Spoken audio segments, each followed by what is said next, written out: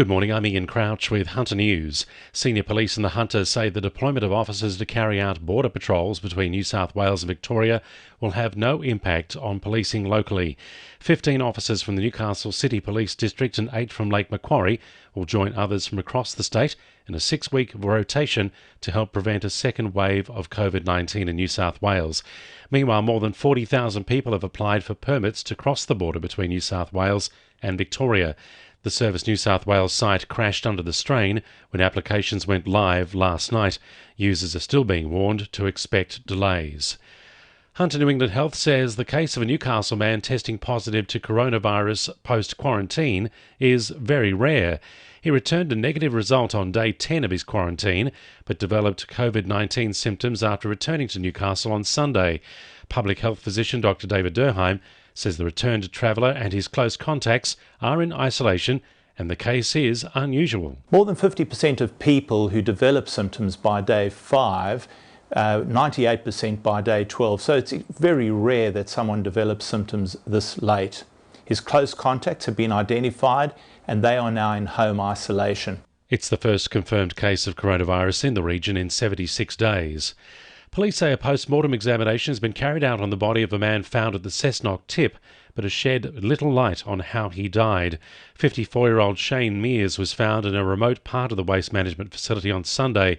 The post-mortem has confirmed he died of extensive injuries, including wounds to his head. Detectives are again urging anyone with information to come forward. A Maitland school is at the centre of a campaign by New South Wales Labor to bolster the economy with a school building blitz. Gillieston Public School is currently at 136% capacity, with overcrowding set to rise as population grows. Opposition leader Jodie McKay says the government needs to act. It's really important that the government looks at how you provide a quality education to students. And that's not just what happens in the classroom, although that is incredibly important. It's also about the infrastructure that is there to support good education in a public environment.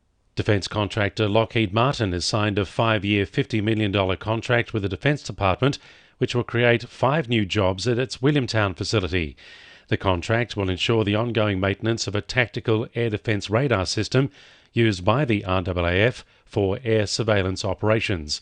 Lockheed Martin already employs 25 highly skilled technicians and engineers to maintain the mobile radar system.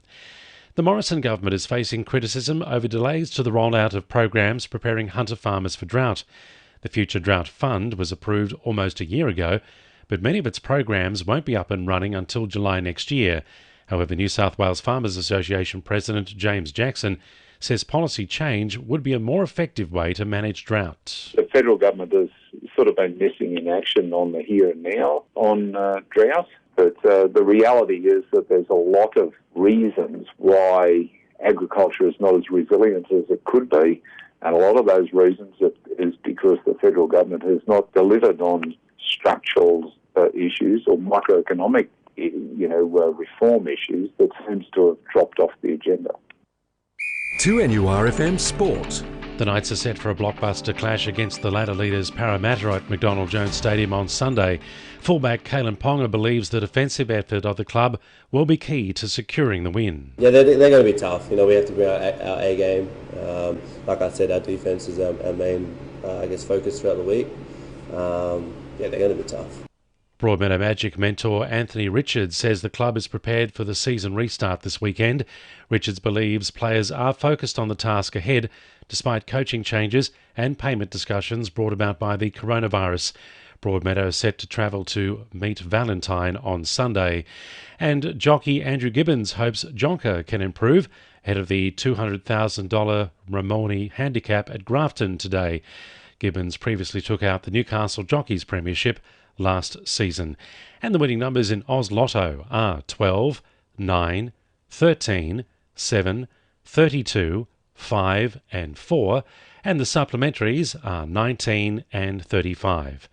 That's the latest in Hunter News. I'm Ian Crouch.